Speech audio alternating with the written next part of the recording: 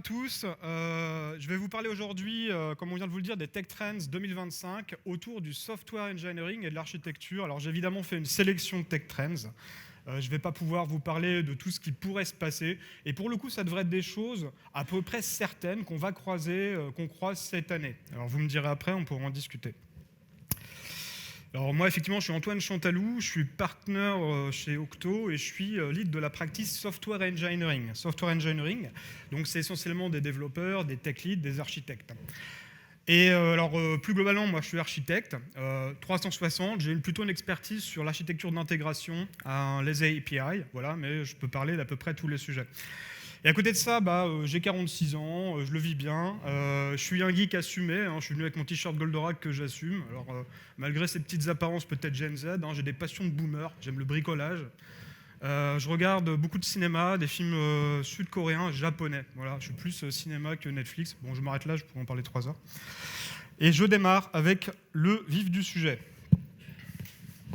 Ah, si ça veut, c'est bon. Alors, Tech Trend 2025, je vous remets quand même en contexte l'année. C'est une année un peu qui a des spécificités. C'est une année qui est complexe parce que, on a la démocratisation de la Gen AI. On a de forts enjeux sur la durabilité, le sustainable, et puis de la régulation IT. C'est une année où il y a une résurgence des enjeux de souveraineté, avec le contexte évidemment. Et puis c'est une année où il y a une archipélisation des lieux de travail. On a des gens, des software engineers qui travaillent en hybride, en remote. Ça peut complexifier la manière de faire des logiciels, des softwares. Et puis c'est une année qui est toujours un petit peu complexe, avec un contexte économique, socio-économique qui est pas simple, avec des tensions. Et donc ça va influer les choses. Mais pas de panique, pas de panique.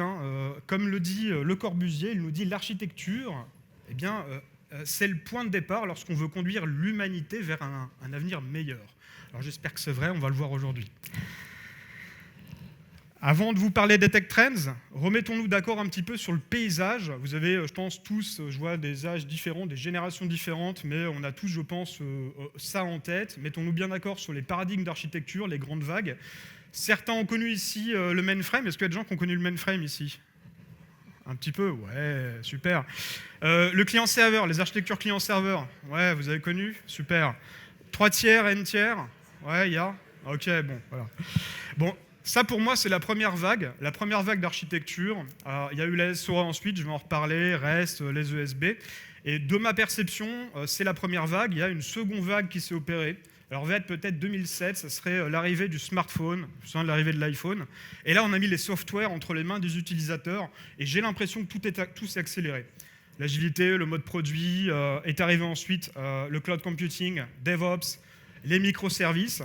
Et on a eu plein d'explosions de terminaux. Il a fallu aller beaucoup plus vite. L'informatique temps réel. Donc moi, ça a changé des choses à ce moment-là. On voit aussi qu'il y a une espèce de décentralisation. Je vais y revenir. Une décentralisation dans les paradigmes de l'informatique, de l'architecture. Alors du coup, quelle architecture pour apprivoiser 4 Tech Trends phares de 2025 que je vous ai choisis? Je vais évidemment commencer le Tech Trends, j'étais obligé, je suis désolé, par le hold-up, The Robbery. Le hold-up de 2024-2025, c'est l'IA générative, la Gen AI. Alors pour ceux qui en ont marre, je vais aller très vite. Et puis ce soir, il y aura un talk par Nicolas, je crois qu'il est là, non il n'est peut-être pas là, qui ira plus en détail là-dessus. Alors, l'IA générative, j'ai 2 sujets. J'en ai un sur le développement augmenté par l'IA. Donc là, le développement augmenté par l'IA, vous pensez tous aux assistants de code, l'assistant de code. Je suis développeur, et dans mon IDE, j'ai des outils type Copilot, Tabnine, Cursor, des choses comme ça. Et globalement, ça me permet de générer du code. Je vais taper mon code, et puis ça me génère, avec de l'autocomplétion, des blocs de code, petits, gros, moyens. Ça marche, aujourd'hui ça marche. Ça permet de proposer du code, et après, charge au développeur de le valider, de le prendre ou pas. Alors évidemment, il faut le relire. Ça, c'est important, et je vais en reparler après. Ça permet de documenter du code, de poser des questions. Il y a l'autocomplétion, mais je peux dialoguer avec le moteur d'IA, et puis lui poser des questions. Tiens, que fait cette classe? Que fait ce bout de code? Est-ce que tu peux me demander, me documenter ce bout de code? Donc voilà globalement ce que ça fait. En termes de use case, ce soir Nicolas en parlera mieux, ça marche très bien pour générer des petits blocs de code, des applications très simples, générer des POC, des sites web très simples. Par contre, je n'ai pas encore vu le truc générer un système complexe. Par contre, ça va très très vite.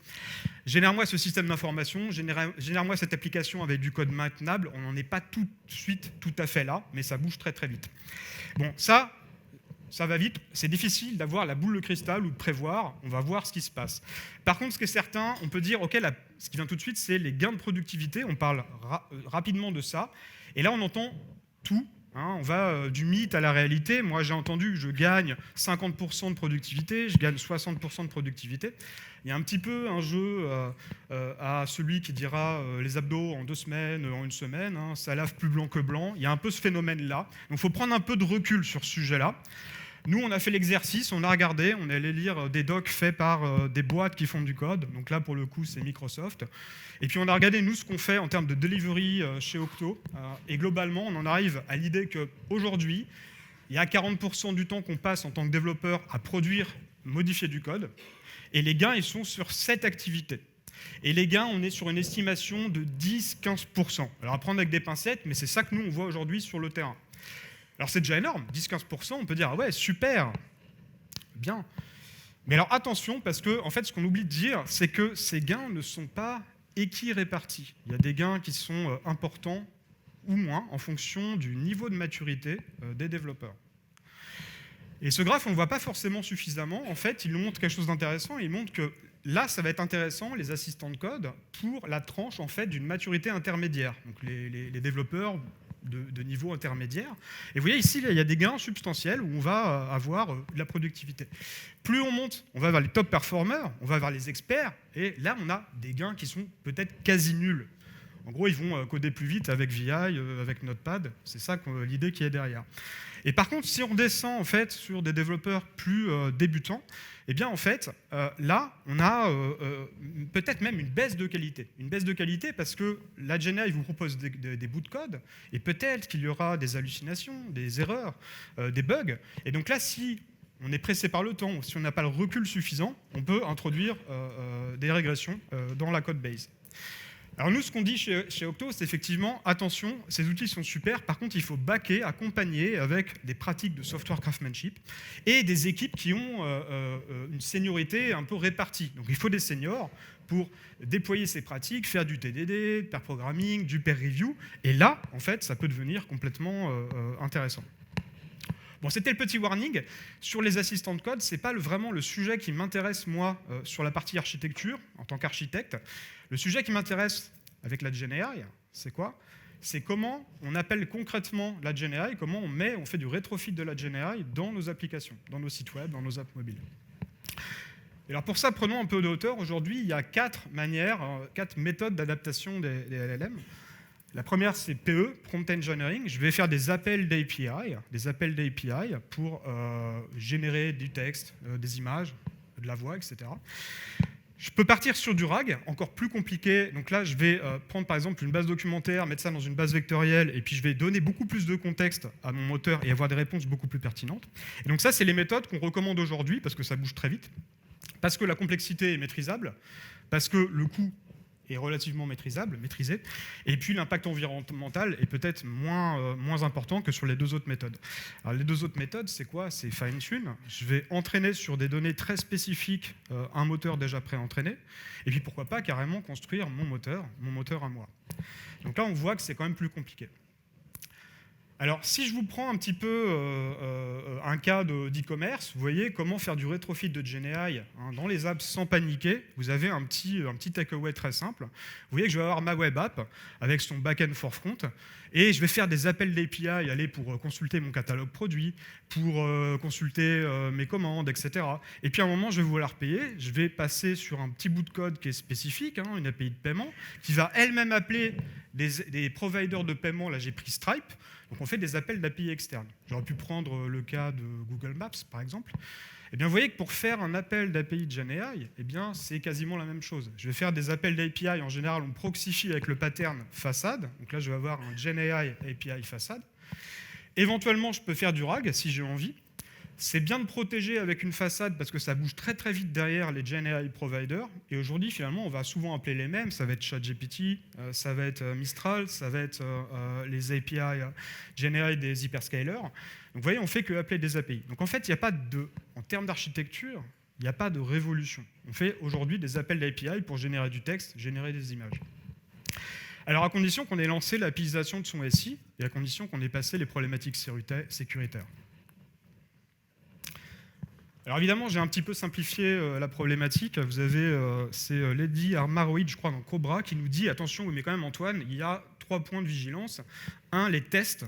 Quand on fait des tests aujourd'hui avec la GenAI, c'est très dur d'avoir des choses prédictives. On va avoir du texte, on ne sait pas comment je teste ça. Donc ça introduit une nouvelle problématique. 2, ça remet en fait sur le devant de la scène des problèmes de souveraineté, des problèmes de propriété intellectuelle de ce qui est généré. Et ça, on avait l'habitude avec le Move to Cloud. Et enfin, attention à la complexité quand on fait des choses plus compliquées avec les 2 autres modèles que je vous ai montrés, Fine-Tune et Build Your Own. Donc voilà ma petite introduction sur la GenAI. Je vous ai dit que j'essaierais d'aller vite. Et je vais parler maintenant d'un autre trend très important, c'est les architectures que j'appelle composables. Donc en 2025, on a des architectures composables. C'est-à-dire qu'on a des architectures où les systèmes sont bâtis comme des modules, des composants qui interopèrent les uns entre les autres, qu'on peut un peu agencer comme un système de Lego. Alors je vais rentrer dans le vif du sujet. C'est aussi vieux que l'architecture, c'est aussi vieux que l'informatique.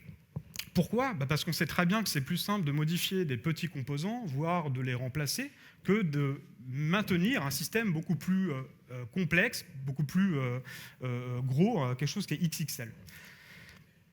Et alors tout de suite, on pense à la Mac architecture. On dit oui, il est composable, donc je pense à Mac. Effectivement, est-ce que c'est One Architecture to rule them all, la Mac architecture ?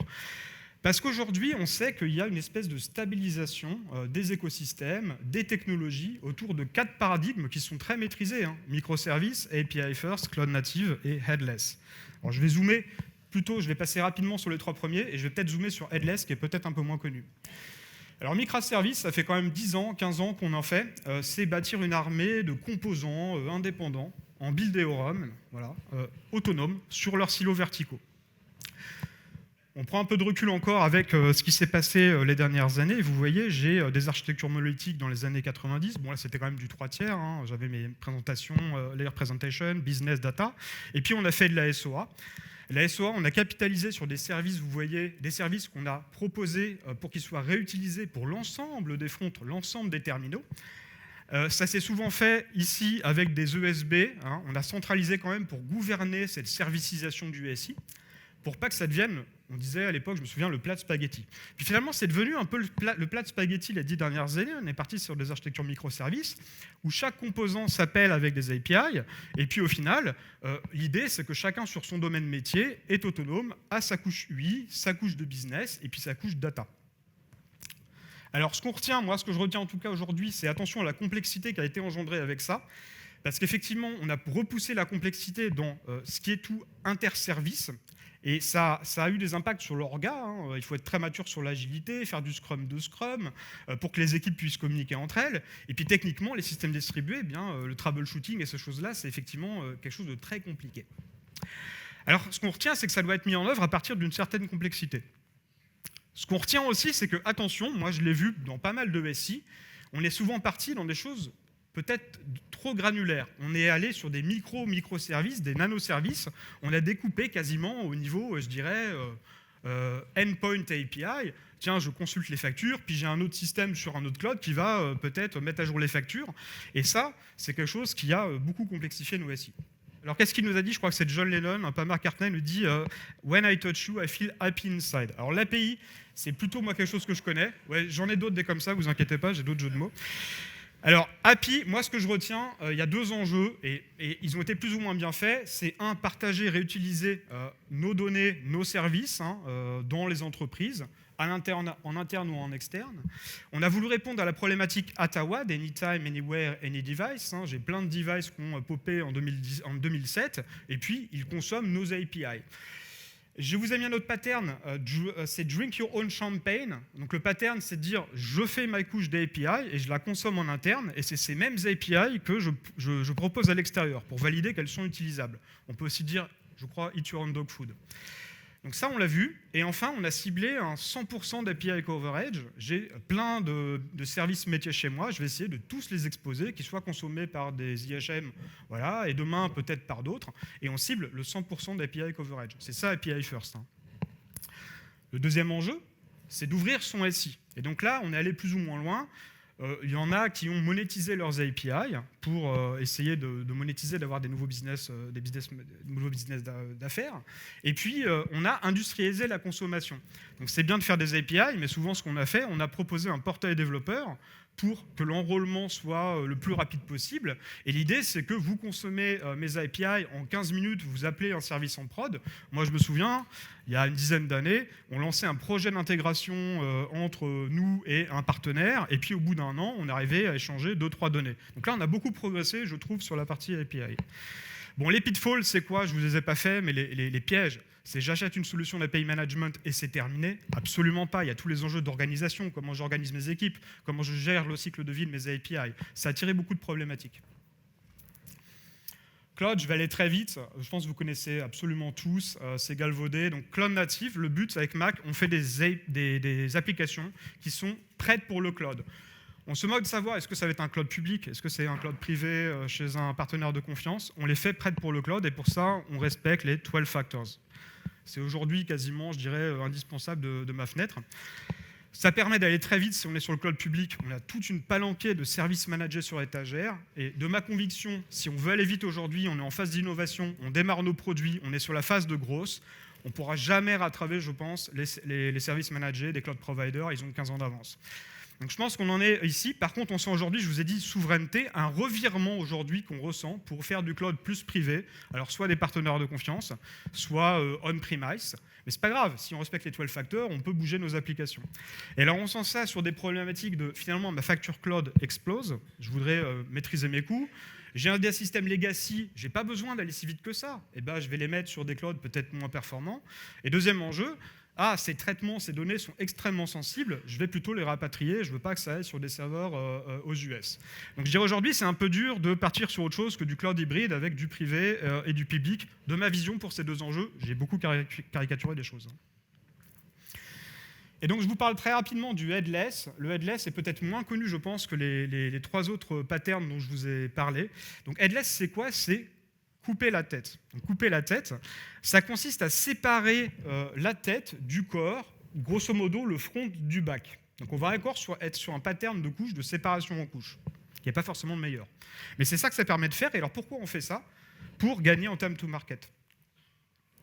L'exemple caractéristique que nous on rencontre pour de vrai, c'est je vais avoir un système d'e-commerce, par exemple, avec une solution vendor intégrée, vous voyez ici, qui est assez monolithique, et cette solution, elle va proposer une couche front-end, je vais avoir mon front, je vais avoir mes règles de gestion, mon back, et puis un système de persistance.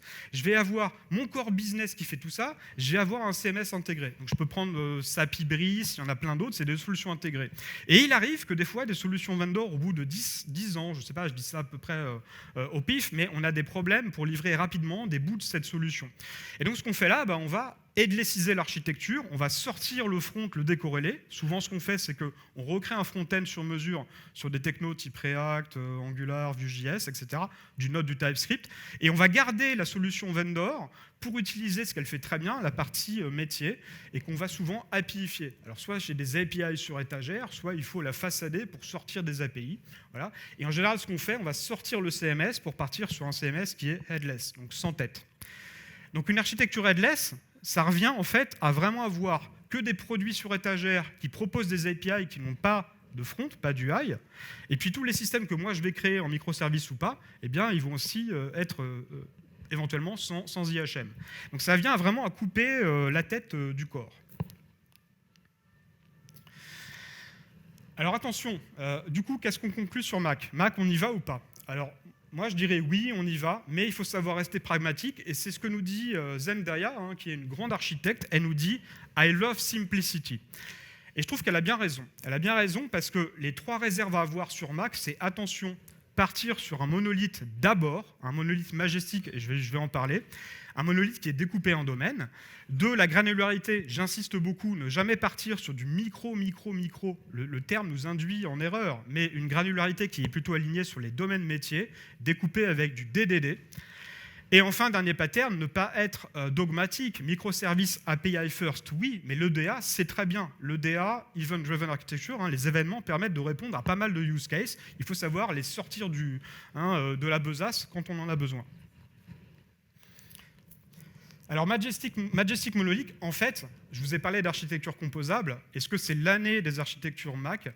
C'est peut-être plutôt 2025, l'année des architectures des monolithes, je ne sais pas comment on peut dire majestueux, des monolithes majestueux, modulaires, des monolithes modulaires.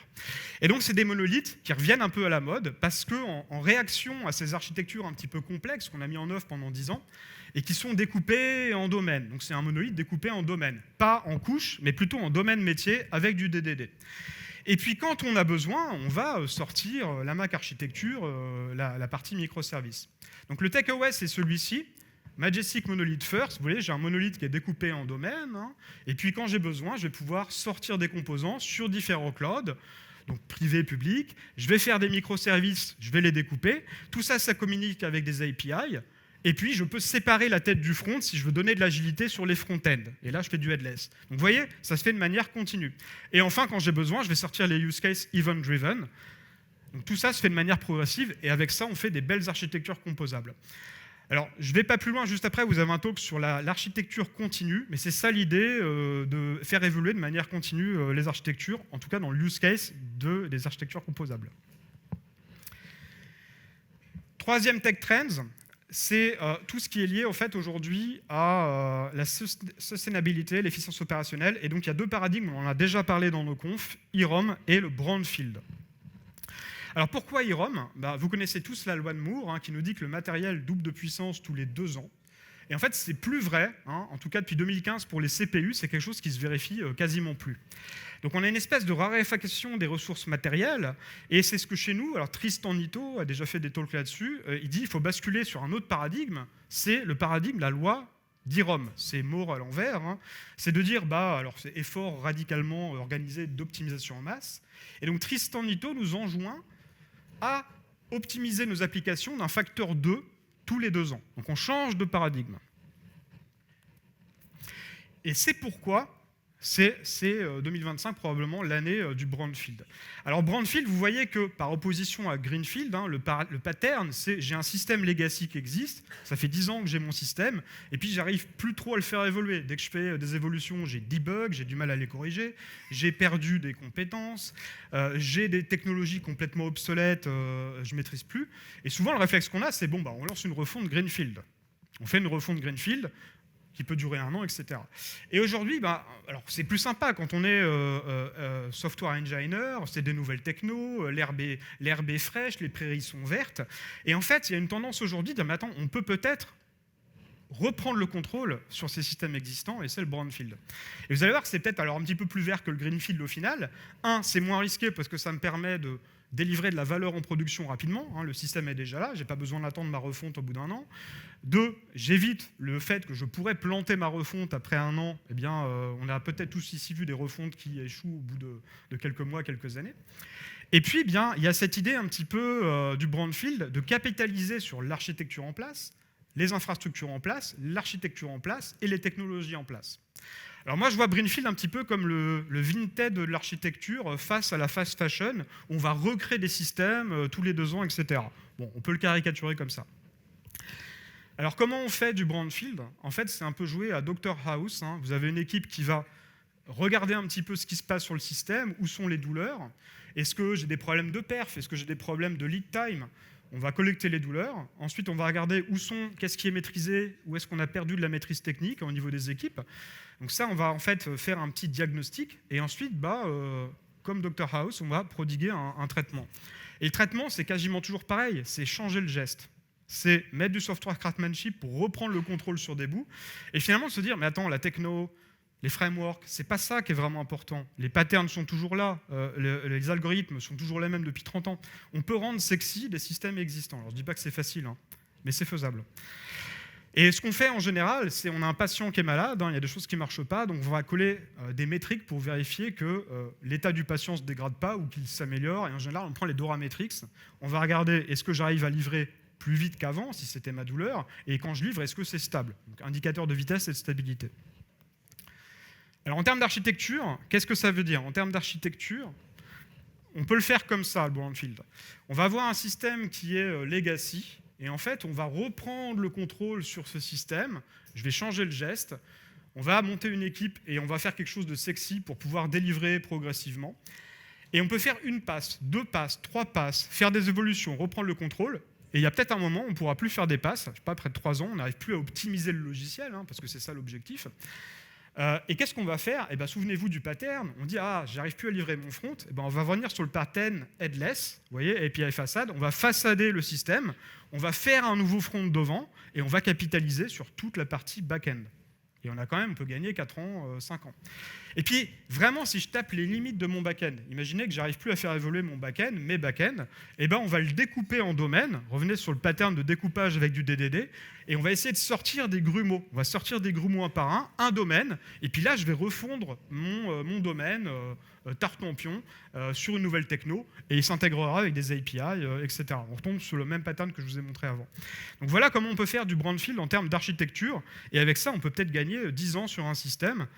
Je ne vous dis pas que c'est facile, il faut des équipes un peu seniors pour le faire. Mais honnêtement, c'est faisable. Et enfin, je pense que je vais terminer dans les temps, et c'est un miracle. J'ai un dernier trend, alors celui-là, je pense qu'il est connu. Le trend, c'est la ZTA, la Zero Trust Architecture. Alors pourquoi en 2025 ?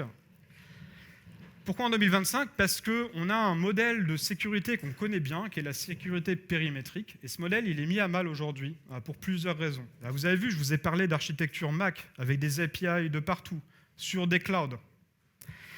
Le web est omniprésent, donc cloud native, etc. Et vous voyez que ça, c'est compliqué de le faire avec du périmétrique. 2, on a une archipélisation des lieux de travail, j'en ai pas parlé pendant ce talk, mais on a des software engineers qui peuvent être en distribu, et donc rentrer sur un VPN, c'est compliqué. Donc c'est devenu compliqué de voir le SI comme une espèce de château fort, où il y a des douves, des crocodiles, les VPN, les firewalls, et de se dire c'est bon, je sécurise comme ça. Je dis pas que c'est infaisable, mais ça devient compliqué pour faire des archis un petit peu complexes, comme je vous l'ai montré là, composables. Alors concrètement, comment on fait en termes d'architecture ? Alors déjà, pour les 4 piliers, je ne vais pas vous détailler plus que ça, mais il y a 4 choses à avoir en tête. L'objectif, c'est de faire des vérifications systématiques. Je vais faire de l'authentification et de l'autorisation pour toutes les requêtes qui arrivent sur mon SI. Donc tous les composants, que ce soit des Majestic Monoliths, tu as dit des monolithes modulaires, que ce soit des microservices, toutes les requêtes qui arrivent, je fais ces contrôles systématiques, authentification de l'application appelante. S'il y a un utilisateur connecté, je vérifie que l'utilisateur est authentifié et qu'il a les droits. Et je fais évidemment du MFA, du multifactor. 2, je vais le principe du moindre privilège. Je donne les droits uniquement minimum pour cet utilisateur avec des whitelists. C'est pas tu as accès à tout le moulin. Vraiment, c'est le minimum syndical. 2, j'évite les mouvements latéraux que j'attaque par un composant, un microservice, et du coup, j'ai les droits sur un autre. Et 3, je fais des vérifications contextualisées. Si j'ai un utilisateur qui se connecte à Bangkok à 2h du matin, est-ce que c'est normal ? Normalement, il se connecte tous les matins à Paris. Et là, on peut dire, il y a peut-être un truc, on va redemander un facteur. Voilà. Bon, ça, c'est des principes très high level.